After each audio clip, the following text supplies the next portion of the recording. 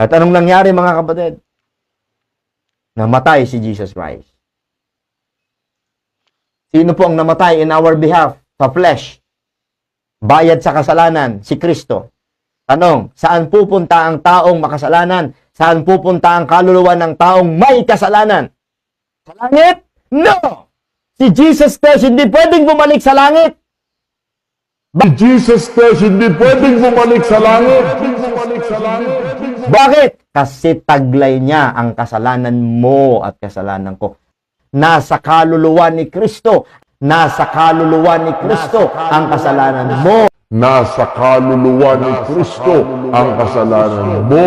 Nasa kaluluwa ni Kristo ang kasalanan mo at ang kasalanan ko. Therefore, saan pupunta? Therefore, saan pupunta? Therefore, saan pupunta? For the wages